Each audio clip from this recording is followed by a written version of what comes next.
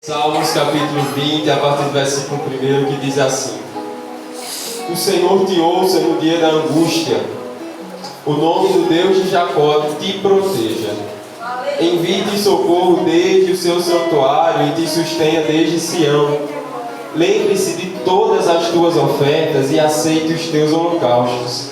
Conceda-te conforme o teu coração e cumpra todo o teu desígnio. Nós nos alegraremos pela tua salvação e em nome do nosso Deus arvoraremos pendões. Satisfaça o Senhor todas as tuas petições. Agora sei que o Senhor salva o seu ungido. Ele o ouvirá desde o seu santo céu com a força salvadora da sua destra. Verso 7. Uns confiam em carros e outros em cavalos, mas nós faremos menção do nome do Senhor nosso Deus. Uns encurvam-se e caem, mas nós nos levantamos e estamos de pé. Salva-nos, Senhor, ouça-nos o Rei quando clamarmos. Dá graças mais uma vez. Jesus, obrigado pela tua palavra. Ó Deus, como já foi orado, continua falando conosco. Amém. Pode sentar, irmãos.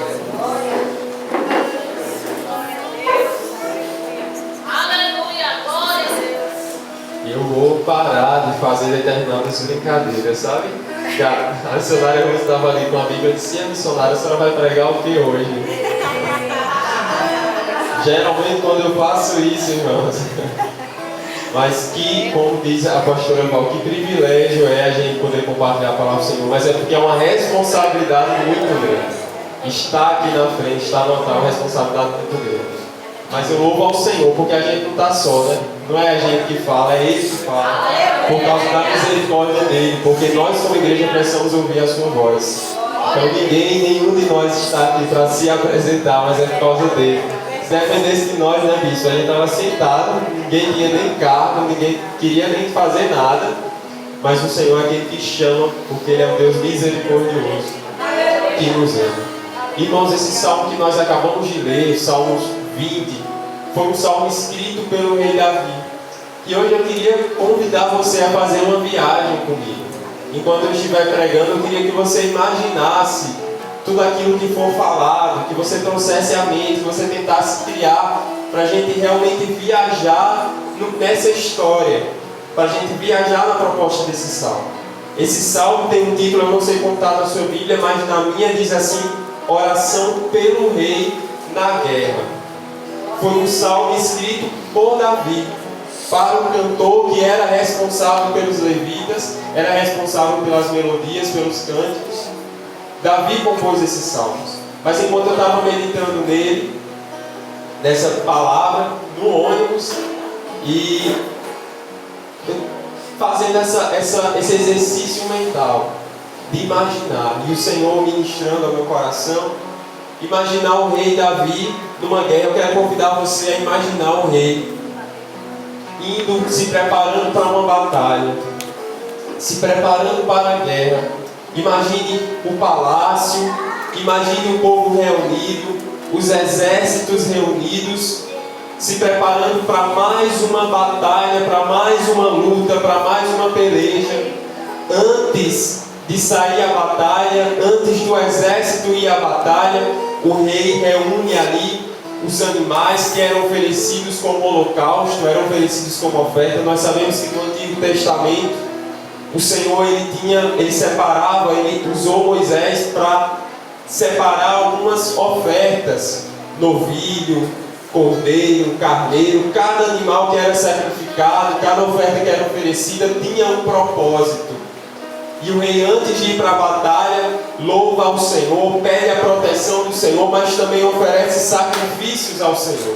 Traz os animais que o Senhor exigiu, que o Senhor pedia que fossem trazidos à sua presença. Havia um altar que os levitas, os sacerdotes, ofereciam aqueles animais, e o fogo subia, consumia, a fumaça subia. À medida que aquela oferta ia sendo queimada, a fumaça ia subindo, e aquilo representava a oração do povo, representava a gratidão do povo, representava o arrependimento do povo.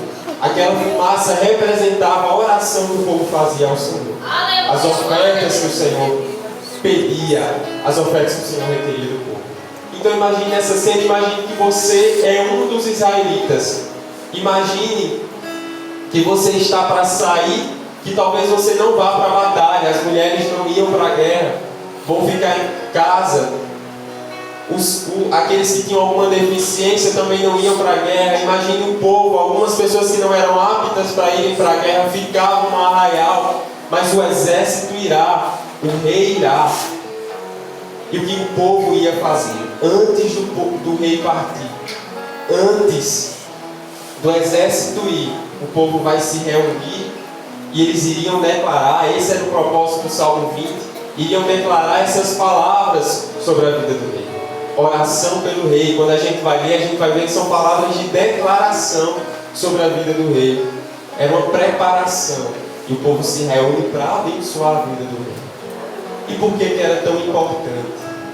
Porque o rei, apesar de ser um só, às vezes a gente diz assim, mas o exército não é tão grande, mas se não tiver um líder, o exército fica, como a gente costuma falar, barata tonta, um batendo no outro e ninguém sabe o que fazer. O rei representava essa voz de comando, essa voz de liderança. Por mais que ele sozinho não vencesse a guerra, mas era importante a figura dele, porque ele era aquele que dizia, olha, você faz isso, você faz aquilo. Havia comandantes que estavam ali do lado dele, que estavam mais próximos, que eram responsáveis por uma determinada quantidade. Às vezes eram chefes de 100, eram chefes de 1000, mas todos aqueles obedeciam a ordem do rei. Ele era estrategista, e no caso de Davi, isso era muito mais verdade, porque Davi era guerreiro. Davi foi um rei que se destacou. O filho dele, Salomão, foi um homem de paz, ele era diplomata. Ele resolvia as coisas no diálogo, ele resolvia as coisas de uma maneira, ali em casamento, né? Salomão teve várias mulheres, porque eram pactos que eram feitos com as outras nações, mas o seu pai Davi não. O seu pai Davi não, porque Davi tinha um desafio diante dele. Ele precisava estabelecer a paz, mas para conseguir estabelecer a paz, ele precisava guerrear, ele precisava pelejar, ele precisava lutar contra os inimigos do Senhor, que já existiam desde o tempo de Moisés, quando o povo entrou na terra prometida. Qual foi a ordem do Senhor para o povo? Destrua todos. Não é para fazer amizade, não é para casar, mas o povo vai poupando, vai poupando, vai poupando. Os anos vão se passando, acontecem várias coisas como vocês já conhecem. O povo se desvia várias vezes, mas agora Davi está no trono e a responsabilidade dele é estabelecer a paz em Israel. É lutar contra os inimigos do Senhor, é conduzir o povo. Ele sozinho não conseguiria. Ele sozinho não conseguiria, mas a missão dele era liderar esse exército, era ser instrumento do Senhor para isso. E Davi era guerreiro, tinha esse coração, mas antes dele ser guerreiro, Davi era servo do Senhor. Antes dele ser guerreiro, Davi era um homem que tinha o coração quebrantado. E o Senhor é um Deus, irmãos. Então, é interessante o agir do Senhor, é irônico, digamos assim, o agir do Senhor, porque o Senhor escolhe as pessoas mais improváveis. Nós nos lembramos de Saul, não lembramos? Quando Saul foi escolhido, por mais que a Bíblia diga que o Senhor deu Saul ao povo, mas Saul era um homem segundo o coração do povo. A Bíblia diz que quando Saul está andando no meio da multidão, do ombro para cima, ele era alto, era forte. Eu imagino que ele tinha um porte atlético. O povo estava querendo um rei, e eles queriam um rei que tivesse isso, que tivesse postura, que tivesse aparência, que fosse forte. Mas o Senhor é um Deus que enxerga o que a gente não enxerga.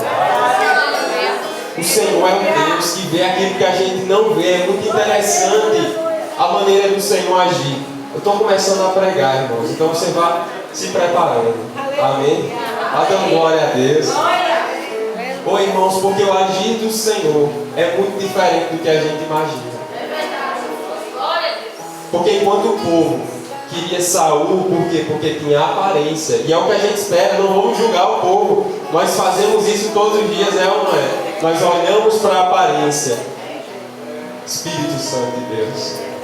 Mas um dia o Senhor fala para Samuel e diz, olha, vai até a casa de Jessé. Por quê? Porque nós sabemos que Saul não fez a vontade do Senhor.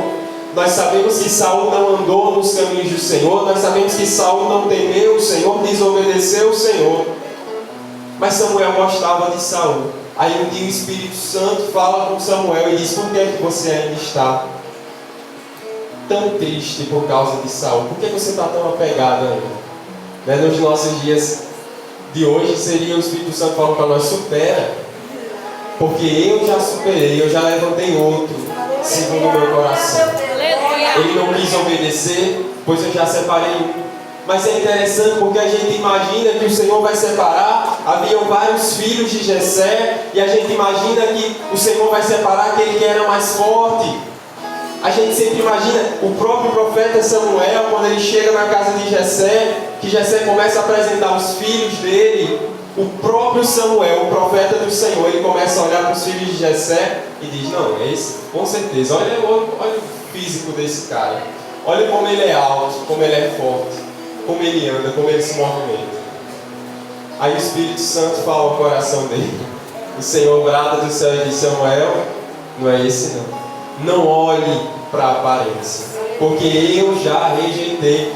Porque o homem vê o que está do lado de fora, mas eu, o Senhor, vejo o coração.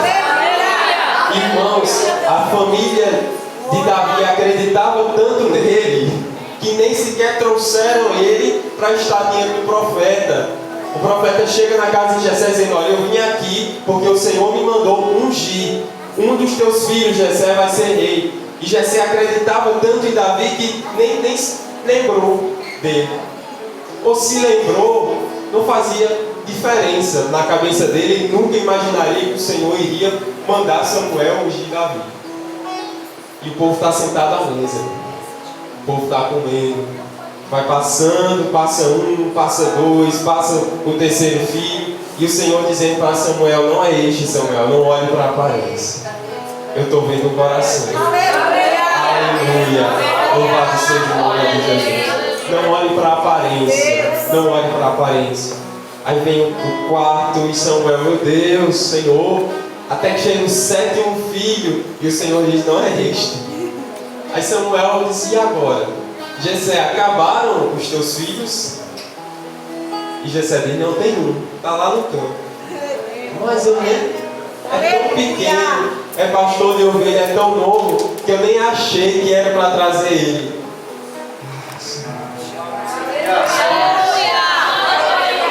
Mas o Senhor vai dizer: olha, eu quero que você entenda isso. O Senhor vai tratar o coração do profeta e vai dizer assim: olha, ele é tão importante que ninguém vai sentar à mesa e ninguém vai começar a comer enquanto ele não chegar.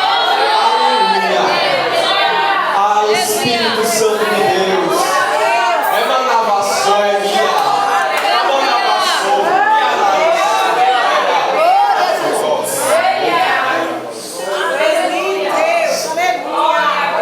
porque o Senhor é assim. O Senhor faz isso. A gente não merece, a gente é aquele que ninguém escolheria qualquer um outro. Aleluia. Mas o Senhor vê com outros olhos. Ele vê o que ninguém vê na gente. Aleluia. Às vezes tem gente que é melhor, que faz melhor do que a gente. Faz melhor. Não é missionário que é. A gente diz: meu Deus, fulano, Senhor. Quantas vezes eu disse isso? Até hoje eu digo: Senhor, fulano é melhor para liderar do que eu. Senhor, fulano é melhor para fazer isso do que eu. E às vezes não é mentira não, irmãos. Ele tem mais habilidade do que a gente. E não é porque a gente é melhor, é porque ele quis nos escolher e acabou. A gente não consegue entender o porquê do Senhor querer nos escolher, mas Ele não enxerga da maneira que a gente enxerga. Ele não vê aquilo que o homem vê. Aleluia.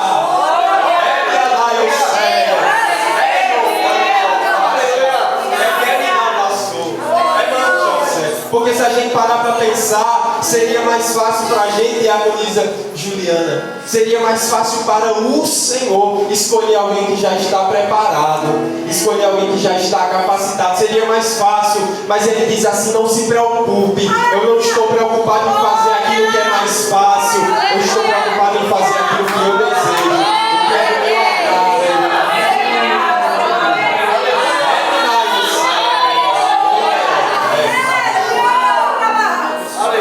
Porque às vezes nós temos essa mania de queremos dar uma mãozinha ao Senhor, de queremos dar uma ajudinha. Senhor, faça isso aqui que é mais fácil. E o Senhor olhando do céu dizendo: meu filho, você tem que se preocupar com o que lhe diz respeito, porque com o que eu já disse que eu fazer, isso me compete. Como irá acontecer não me diz respeito. Só interessa que eu disse que eu vou fazer. Então deixe comigo. Descanse, deixe que eu vou fazer. Isso não é só você não, irmãos. Todos nós passamos por isso. Todos nós queremos muitas vezes ensinar o Senhor a trabalhar, ensinar o Senhor a agir. E por que eu estou lhe contando isso? Por que eu estou contando essa história? Porque Davi era o improvável. O povo precisava de um guerreiro, era tempo de guerra. E aí, obviamente, com os olhos humanos, o que a gente esperava? Alguém que fosse carrancudo, que fosse carrasco, que fosse durão, que tivesse... Então, o povo, essa era a visão do povo. Mas o Senhor vai escolher o pastor de ovelha, que estava lá detrás das malhadas. O pastor de ovelhas, o mais novo. Ele vai escolher para ser o guerreiro, meu irmão. O Senhor definitivamente não olha para a aparência. Diga assim: o Senhor não olha para a aparência. Mais uma vez, o Senhor não olha para a aparência. Ele não olha para a aparência, Ele olha para o coração. E eu quero lhe dizer uma coisa: o Senhor não está preparando um propósito para a sua vida. Ele já preparou um propósito na eternidade. E Ele está me preparando para este propósito. Já foi estabelecido. Você é quem você precisava ser. Você está onde você precisava estar. Porque o Senhor sabe de todas as coisas. Porque Ele colocou no lugar onde Ele colocou. Ele sabe o que Ele tem para fazer na sua vida.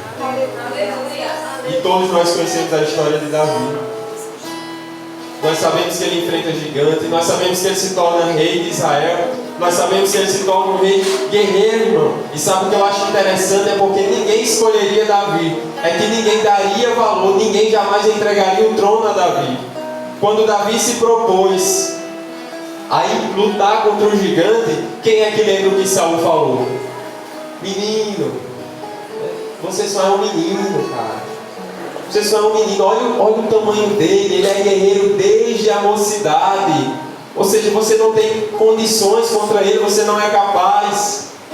Mas sabe o que eu acho interessante? É porque Davi, depois de vencer a batalha, o pastor de ovelhas, quero que você entenda isso. Aquele que era pastor de ovelhas, o que tocava harpa, irmão, tocava harpa. Ninguém ia, meu Deus, quem é que ia imaginar que esse homem ia segurar uma espada? Era um menino que tocava harpa, que cuidava de ovelha. Mas o Senhor estava olhando e dizendo: o seu coração é de guerreiro.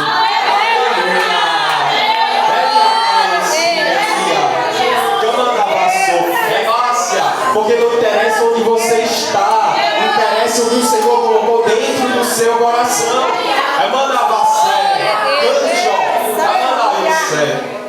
É Márcia, porque às vezes as pessoas olham para nós e nunca vai conseguir ser empresário, você nunca, jamais abrir um próprio negócio, jamais se formar, jamais. Espírito Santo, mas não é o lugar que você está que vai determinar quem você é e aonde você vai chegar, meu irmão. É o que o Senhor colocou dentro dos nossos corações. Todo mundo está olhando e está dizendo: vai ser pastor de ovelhas a vida toda. E o Senhor dizendo: não vai ser nada, é só um tempo, é só um processo. Quando chegar o tempo, eu vou mostrar para todo mundo que ele pode ser pastor de ovelhas do lado de fora, mas do lado de dentro, ele é guerreiro.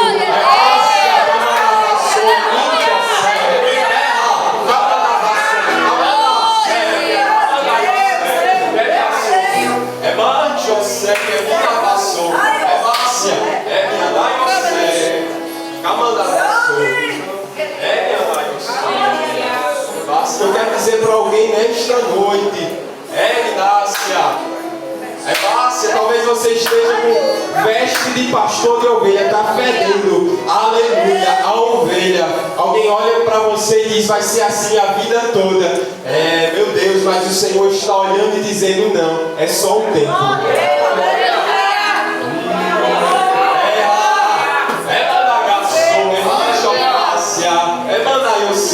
Márcia, se prepare, porque vai chegar um tempo que você dirá: começar a colocar as vestes de guerreiro. Você vai ter que começar a pegar espada. Você vai ter que começar a pegar escudo. Vai ter que começar a pegar lança. Eu não sei se você está entendendo, mas o Senhor está dizendo: eu estou querendo te promover e te colocar no lugar mais alto. Eu estou querendo te colocar no lugar mais alto. Mas, Senhor, eu não sei manejar a espada. Eu sei cuidar de ovelha. O Senhor dizendo: é só uma questão de tempo. Estou trabalhando no seu caráter. Mas vai chegar o tempo que você vai pegar a espada, que você vai pegar escudo, porque a gente lembra do Davi com uma pedra, aleluia, que venceu o gigante, mas Davi não passou a vida toda lutando com pedrinha. Não, irmãos, aquilo foi só uma etapa. Às vezes o que você está vivendo, você acha que é para sempre, mas o Senhor está dizendo que é apenas uma etapa. É apenas uma etapa. Essa etapa vai lhe promover para um lugar mais alto. Chegou um momento na guerra contra Golias, Davi pegou pedrinha, Davi pegou funda e venceu, mas é o que ele tinha no momento. Talvez você esteja dentro de uma guerra que você disse que não é tão pouco, mas isso que você está nas suas mãos é suficiente. Só que existe um tempo certo para o Senhor lhe tirar do lugar que você está e lhe colocar no lugar mais alto. Ele dá ferramentas novas, ele dá estratégias novas. Davi enfrentou Golias com pedra e com funda, mas não dava para ser guerreiro nos exércitos do Senhor com pedrinha, não, irmão. Precisava usar espada, precisava usar escudo. Saul quis colocar o seu escudo, a sua armadura em cima de Davi. O que foi que aconteceu? Não conseguiu andar, disse: não, tira isso daqui que eu não sei usar isso não. Eu não sei usar isso não. Mas o Senhor, no tempo certo, preparou a ferramenta, a vestimenta certa. Entenda uma coisa: pare de querer usar aquilo que não é seu, irmãos, que não lhe cabe. Aleluia, vai chegar o tempo certo que o Senhor vai colocar o que é seu da sua mão. Mas enquanto não chega, não adianta querer usar o que é do outro. A gente não consegue andar, a gente não consegue desenvolver, a gente não consegue fluir. A gente só consegue usar aquilo que é nosso. O Senhor está dizendo: não se preocupe. Não se preocupe. Alguém pode até estar dizendo: não tem para você, não tem suficiente, usa o meu. Aí você vai dizer: se preocupe não, irmão. Não se preocupe não, porque o que é meu está sendo preparado, está sendo guardado. Espírito Santo, a veste é certinha. Tu está achando que vai ser uma veste que vai ser grandona? Não, vai ser ajustada no teu corpo, é para você. Que conversa é essa de usar o que é do outro? Que conversa é essa de viver a vida usando o que é do outro? O Senhor Jesus está dizendo: eu vou preparar aquilo que é seu. Eu vou colocar em você. Se preocupe não, existe um tempo certo. Tenha calma, existe um tempo certo. Aleluia, louvado seja o nome de Jesus. E esse pastor de ovelha se torna guerreiro. O rei de Israel mais respeitado em toda a história. Até hoje, os judeus respeitam Davi, reverenciam Davi. O pastor de ovelha. Eu não sei se você está entendendo, mas é um pastor de ovelha. Pastor de ovelha é para ser o quê? Manso. Não é verdade? É para ser manso. Pastor de ovelha, cuida de ovelha. É para ser manso. Ninguém enxergaria um guerreiro, mas o Senhor, que vê o que a gente não vê, enxergou ele a vida. Isso não vai ser só um guerreiro, não. Vai ser o maior guerreiro da história de Israel. Aleluia, louvado seja o nome de Jesus. Porque o Senhor só faz assim. Se é para confundir, vamos confundir por completo. Aleluia. Se é para ir na contramão da razão, vamos num negócio assim grande. Esse negócio de fazer pequeno não, é para confundir mesmo. É para deixar confuso mesmo. Louvado seja o nome de Jesus. O pastor de ovelha, o Senhor diz: olha, vai ser guerreiro. Então não se preocupe não. O que Jesus disse que você vai ser no tempo certo. O que Jesus disse que você vai ser, mas Senhor, eu estou aqui com essa roupa, Jesus, estou com esse avental, Deus, estou fedendo, estou nessa situação aqui, Jesus, é a vida toda, Jesus, não se preocupe, não foi que eu disse a você que você seria. Tenha calma. Enquanto você está cuidando, enquanto você está lavando essa louça, enquanto você está cuidando disso aqui que para você é tão pequeno, eu estou cuidando do seu caráter, você nem percebe. Aleluia. Sabe por quê, irmão? Porque se Davi não tivesse passado pelo estágio das ovelhas, ele não teria sido o rei que ele foi. Talvez você não esteja entendendo por que você está passando pelo que você está passando hoje. Mas suporte o processo que você vai entender lá na frente. Porque pastor de ovelha cuida da ovelha de uma maneira extraordinária. Davi enfrentou o urso, enfrentou o leão, por causa de uma ovelha. Esse homem ia fugir das guerras do Senhor, para defender os exércitos do Senhor, o povo do Senhor. É o Senhor dizendo: meu filho, eu estou tratando o seu caráter, eu quero lhe dar aquilo que ninguém mais tem, aquilo que está em falta, eu quero colocar dentro de você. Então, vai suportando o processo. Vá suportando o processo, porque hoje, irmãos, eu estou me formando, mas lá atrás não era isso. Eu já trabalhei limpando o chão, era estoquista, e não há nada de errado de forma alguma. Mas o Senhor trabalha, sabe como trabalhar. Não é questão, não, hoje eu estou. Não, nada a ver. Mas é porque existem estágios que a gente vive para o Senhor trabalhar no nosso coração determinadas coisas, para que quando você chega a determinados lugares, você entenda, você olhe para a pessoa de uma maneira diferente, é ou não é? Quando você estava num lugar e você chega em outro, agora o Senhor lhe diz: é diferente, eu já estive onde você está, então vem aqui, deixa eu lhe ajudar, que besteira, deixa eu me sujar um pouco. Eu vi uma vez o pastor José Carlos de Lima dizendo, é pastor, né, presidente da Assembleia de Deus na Paraíba, da Convenção das Assembleias de Deus, e ele dizendo que às vezes ele vai ajeitar o banco da igreja, aí chega uma irmã e diz: pastor, não faça isso não. Ele diz: irmã, eu ainda sou diácono. Não é porque eu sou pastor hoje que eu fui deixando para trás as coisas que eu era, não. Eu fui diácono, eu fui presbítero, eu fui evangelista. Então eu continuo sendo, só vai acumulando. Só vai acumulando. Tem esse negócio de chegar em determinado lugar e esquecer de quem foi, irmão. Não, Jesus trabalha no nosso coração para que quando a gente esteja em determinado lugar, a gente não pise quem está naquele lugar que a gente esteja. A gente ajuda, vem cá, deixa eu me ajudar. Está pensando de quê? Eu sei fazer isso também. Não parece, mas eu sei fazer. Eu sei tocar harpa. Aleluia. Davi foi um rei diferenciado, irmão, por causa do estágio das ovelhas. Por causa do estágio das ovelhas. Ele se torna rei, irmão. Mas ele se torna rei, ele se torna guerreiro. E ele se torna profeta.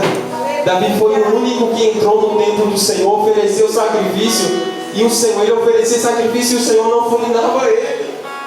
Ele nem era levita, ele nem poderia fazer aquilo, mas o Senhor amava tanto Davi, que Davi viveu coisas que ninguém mais viveu no seu tempo. A melhor coisa, irmão, do processo é a gente adquirir intimidade com o Senhor.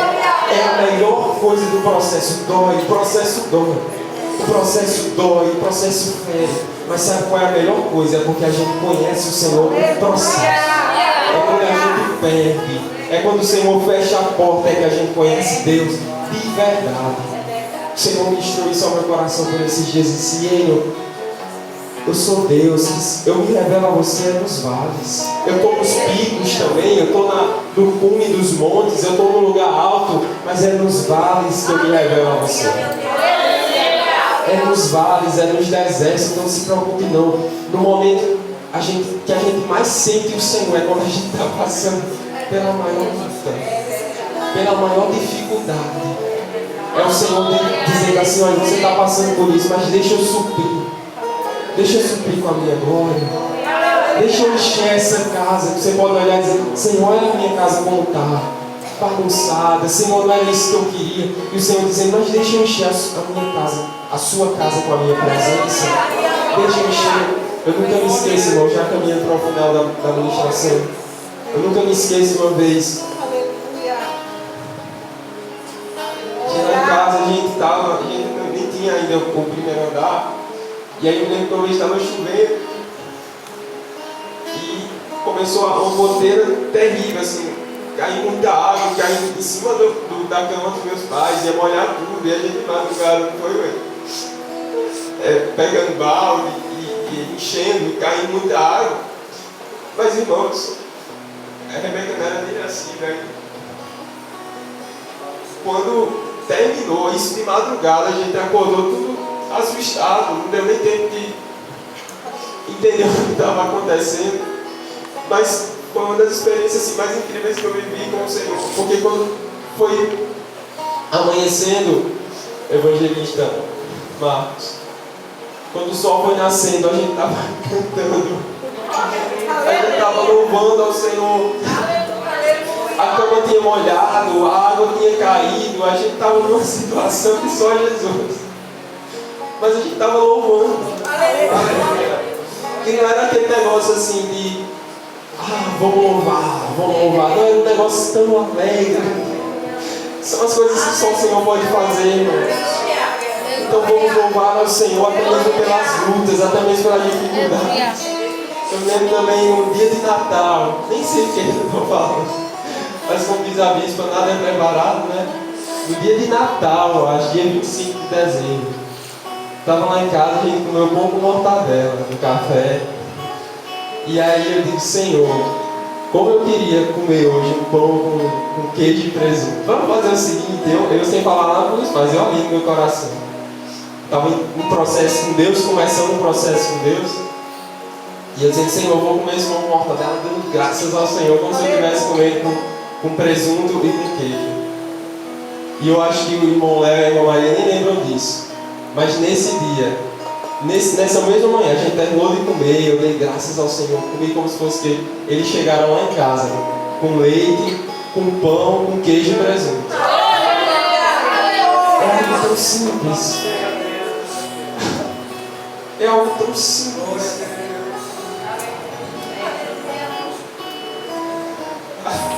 Mas como o Senhor é bom. É por isso que às vezes as pessoas podem até olhar para nós e dizer, ela caiu ali de paraquedas. Ela chegou ali do nada, meu amigo. Sabe de nada, inocente. Sabe de nada, tu não sabe nem do que eu passei. Era Davi chegando dele de Saúl e dizendo, olha, você nem estava lá. Veio um urso e um leão para pegar a ovelha. Eu fui lá e matei o urso. Eu peguei o leão, você nem viu. Alguém está chegando agora, já está querendo sentar na janela. Que conversa. Tu não sabe nem o tanto que eu andei no deserto. Então que conversa. Eu tenho história. Se você tem história nesta noite, dê glória ao Senhor. Se você tem história, irmão, descanse. Vai chegar o tempo certo de Jesus fazer na sua vida. As coisas não vai ser nada perfeito, não. Mas Jesus vai fazendo assim, sabe? É perfeito. Vai ser perfeito sim. A vontade dele é boa, perfeita e agradável. Vai ser perfeito sim. Vamos suportar o processo. Vamos suportar o processo porque Jesus sabe o tempo da honra. Jesus sabe o tempo da honra. E para a gente encerrar, capítulo 20, versículo 7 diz: uns confiam em carros e outros em cavalos, mas nós faremos menção do nome do Senhor nosso Deus. O verso 8 diz: uns encurvam-se e caem, mas nós nos levantamos e estamos de pé.